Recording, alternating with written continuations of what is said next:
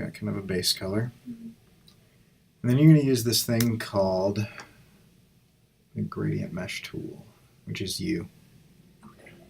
And I'm going to count like 1, 2, 3, 4, 5, 6, 7.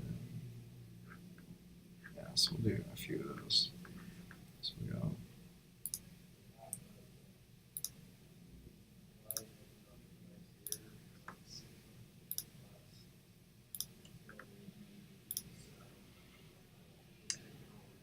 All right, and so what the gradient mesh tool does, let's grab some swatches here just so we have something to deal with. So we'll grab. Oh wait, it's putting it on the stroke. That's why it's not coming up. Let's see if we can grab something a little bit darker.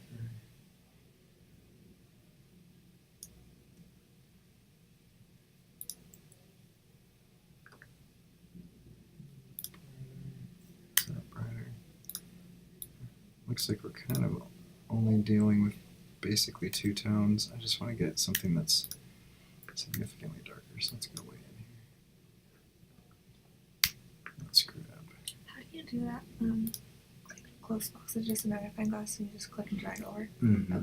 Yeah, but by default, it does that weird like animated zoom, and so you have to go into the settings and change it. Okay. Okay, so this, let's get rid of that. So let's go off of those 3 tones, okay? All right. So basically, the way a gradient mesh works is when you have a point like this, and let's change this one to like red.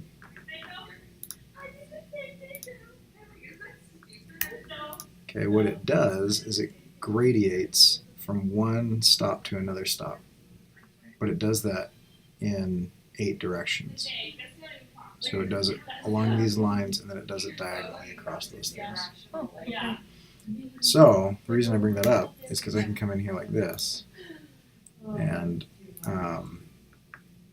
let's grab this one,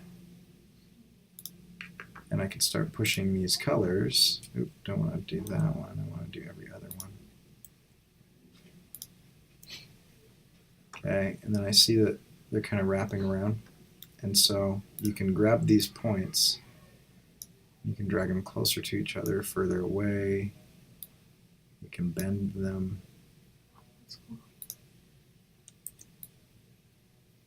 And you can do all kinds of crazy stuff, right? Yeah. And so, in essence, you can take gradients and you can make them act in a way that is different than just a linear or radial gradient.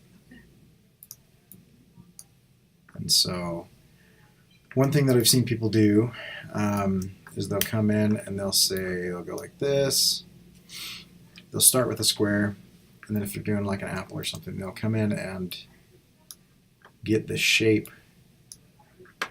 the way that they want it built out of the square.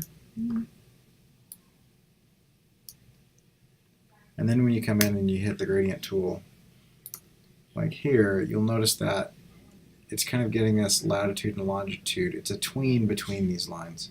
So if it did dead center, it would kind of give me a crosshairs.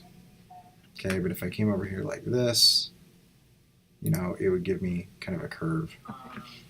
Anyway, and then you can come in and you can change these to be whatever you want. And so you can do, you know, pretty interesting things. So it's mostly just playing around until you figure out the shapes and the lines you want.